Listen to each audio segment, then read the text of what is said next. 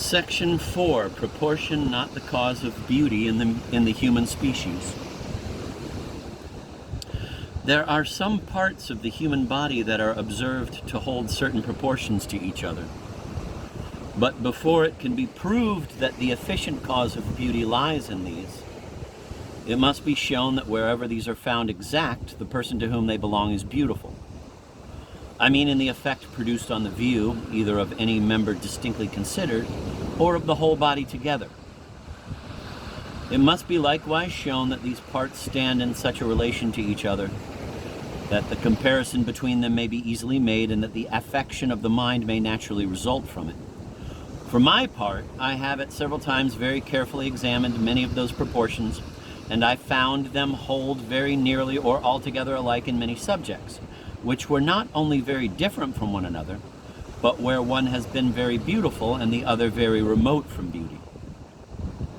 With regard to the parts which are found so proportioned, they are often so remote from each other in situation, nature, and office, that I cannot see how they admit of any comparison,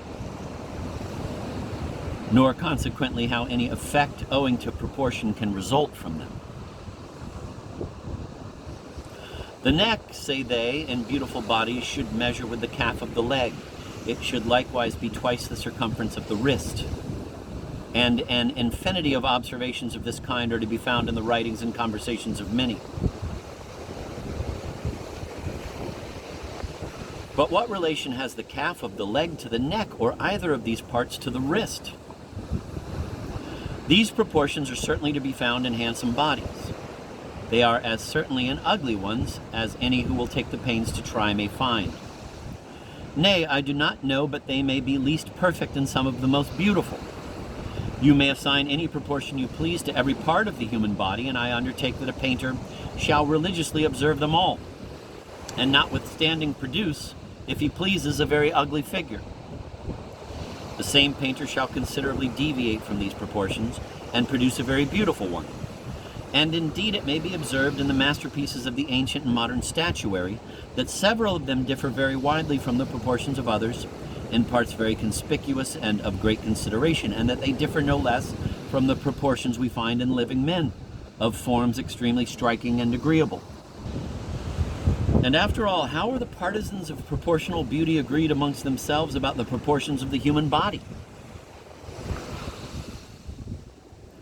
Some hold it to be 7 heads. Some make it 8, whilst others extend it even to 10. A vast difference in such a small number of divisions. Others take other methods of estimating the proportions, and all with equal success. But are these proportions exactly the same in all handsome men? Or are they at all proportions found in beautiful women? Nobody will say that they are, yet both sexes are undoubtedly capable of beauty, and the female of the greatest, which advantage I believe will hardly be attributed to the superior exactness of proportion in the fair sex.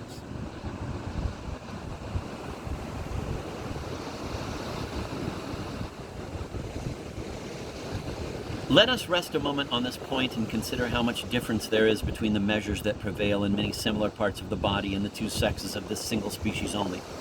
If you assign any determinate proportions to the limbs of a man,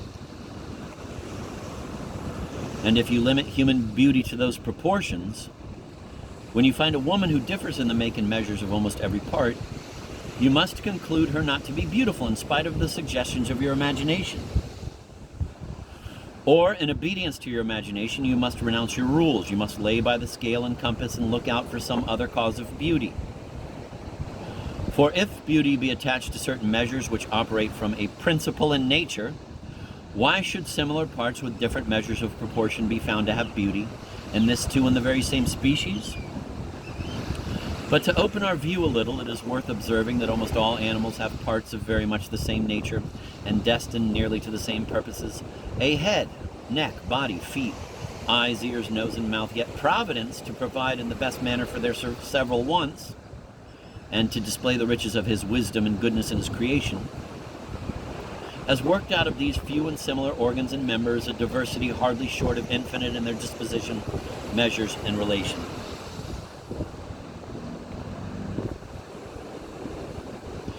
But as we have before observed, amidst this infinite diversity, one particular is common to many species.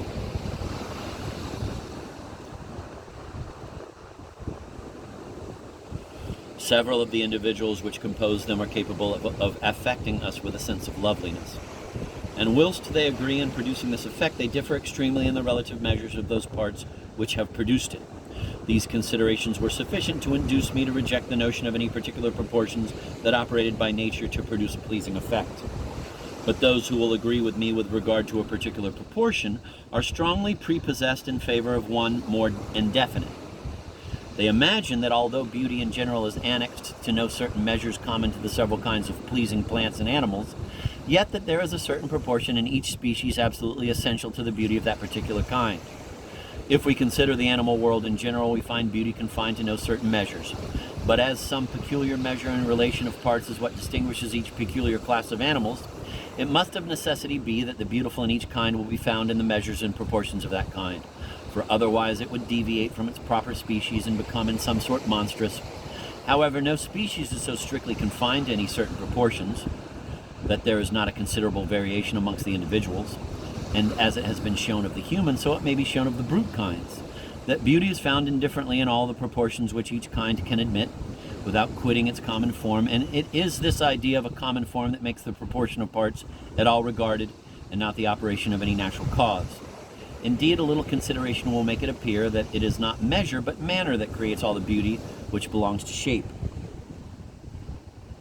What light do we borrow from these boasted proportions when we study ornamental design?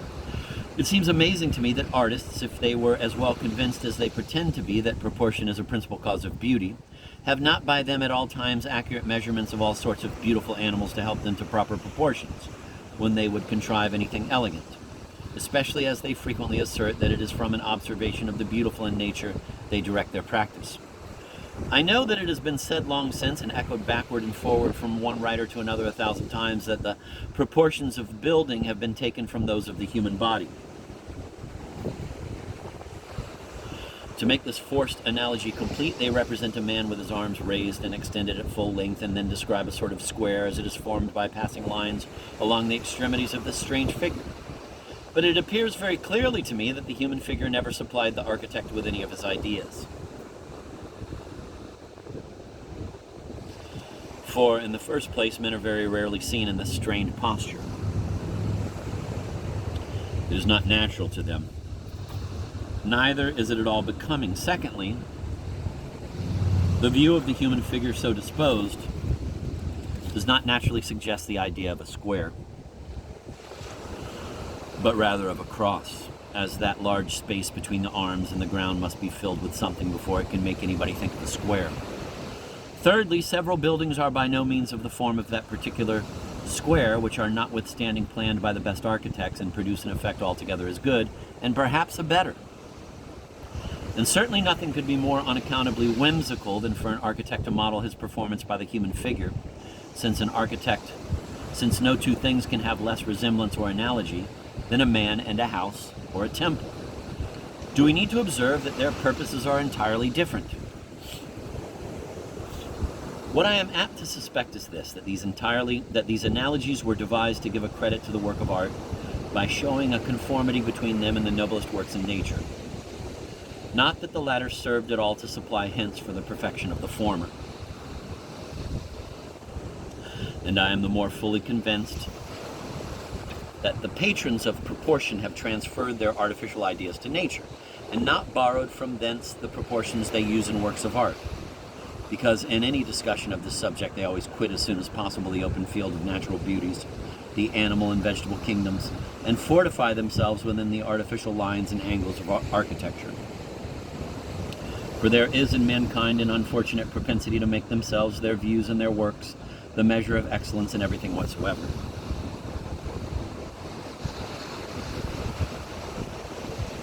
Therefore, having observed that their dwellings were most commodious and firm when they were thrown into regular figures, with parts answerable to each other, they transferred these ideas to their gardens. They turned their trees into pillars, pyramids, and obelisks. They formed their hedges into so many green walls and fashioned their walks into squares, triangles, and other mathematical figures with exactness and symmetry. And they thought if they were not imitating, they were at least improving nature and teaching her to know her business. But nature has at last escaped from their discipline and their fetters, and our gardens, if nothing else, declare we begin to feel that mathematical ideas are not the true measures of beauty. And surely they are full as little so in the animal as the vegetable world. For it is not extraordinary that in these fine descriptive pieces, these innumerable odes and elegies, which are in the mouths of all the world, and many of which have been the entertainment of ages, that in these pieces which describe love with such a passionate energy and represent its object in such an infinite variety of lights, not one word is said of proportion, if it be, what some insist it is, the principal component of beauty, whilst at the same time several other qualities are very frequently and warmly mentioned. But if proportion has not this power, it may appear odd how men came originally to be so prepossessed in its favor. It arose, I imagine, from the fondness I have just mentioned, which men bear so remarkably to their own works and notions. It arose from false reasonings on the effects of the customary figure of animals. It arose from the Platonic theory of fitness and aptitude.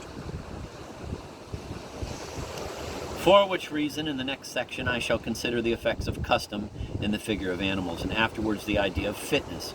Since if proportion does not operate by a natural power attending some measures, it must be either by custom or the idea of utility. There is no other way.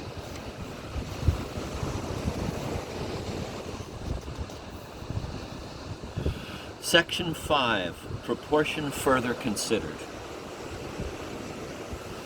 If I am not mistaken, a great deal of the prejudice in favor of proportion has arisen not so much from the observation of any certain measures found in beautiful bodies as from a wrong idea of the relation which deformity bears to beauty, to which it has been considered as the opposite. On this principle it was concluded that where the causes of deformity were removed, beauty must naturally and necessarily be introduced. This, I believe, is a mistake. For deformity is opposed not to beauty, but to the complete common form. If one of the legs of a man be found shorter than the other, the man is deformed, because there is something wanting to complete the whole idea we form of a man. And this has the same effect in natural faults as maiming and mutilation produce from accidents. So if the back be humped, the man is deformed, because his back has an unusual figure and what carries with it the idea of some disease or misfortune. So if a man's neck be considerably longer or shorter than usual, we say he is deformed in that part, because men are not commonly made in that manner. But surely every hour's experience may convince us that a man may have his legs of an equal length and resembling each other in all respects, and his neck of a just size, and his back quite straight, without having at the same time the least perceivable beauty. Indeed, beauty is so far from belonging to the idea of custom that in reality what affects us in that manner is extremely rare and uncommon.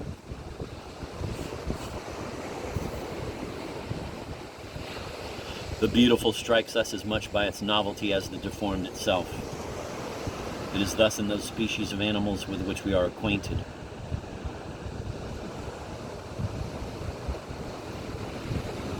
And if one of a new species were represented, we should by no means wait until custom had settled an idea of proportion before we decided concerning its beauty or ugliness, which shows that the general idea of beauty can be no more owing to customary than to natural proportion. Deformity arises from the want of the common proportions, but the necessary result of their existence in any object is not beauty. If we suppose proportion in natural things to be relative to custom and use, the nature of use and custom will show that beauty, which is a positive and powerful quality, cannot result from it. We are so wonderfully formed that whilst we are creatures vehemently desirous of novelty, we are as strongly attached to habit and custom. But it is the nature of things which hold us by custom to affect us very little whilst we are in possession of them, but strongly when they are absent. I remember to have frequented a certain place every day for a long time together, and I may truly say that so far from finding pleasure in it, I was affected with a sort of weariness and disgust. I came, I went, I returned without pleasure. Yet if by any means I passed by the usual time of my going thither, I was remarkably uneasy and was not quiet till I had got into my old track. They who use snuff take it almost without being sensible that they take it, and the acute sense of smell is deadened, so as to feel hardly anything from so sharp a stimulus. Yet deprive the snuff-taker of his box, and he is the most uneasy mortal in the world. Indeed, so far are use and habit from being causes of pleasure, merely as such, that the effect of constant use is to make all things of whatever kind entirely unaffected. For as use at last takes off the painful effect of many things, it reduces the pleasurable effect in others in the same manner, and brings both to a sort of mediocrity and indifference. Very justly is use called a second nature, and our natural and common state is one of absolute indifference, equally prepared for pain or pleasure. But when we are thrown out of this state, or deprived of anything requisite to maintain us in it, when this chance does not happen by pleasure from some mechanical cause, we are always hurt. It is so with the second nature, custom, and all things which relate to it. Thus the want of the usual proportions in men and other animals is sure to disgust, though their presence is by no means any cause of real pleasure. It is true that the proportions laid down as causes of beauty in the human body are frequently found in beautiful ones, because they are generally found in all mankind.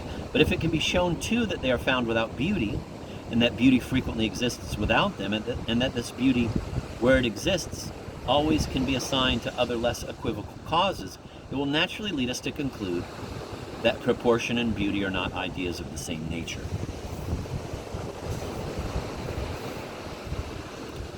The true opposite to beauty is not disproportion or deformity, but ugliness. And as it proceeds from causes opposite to those of positive beauty, we cannot consider it until we come to treat of that. Between beauty and ugliness there is a sort of mediocrity, in which the assigned proportions are most commonly found, but this has no effect upon the passions.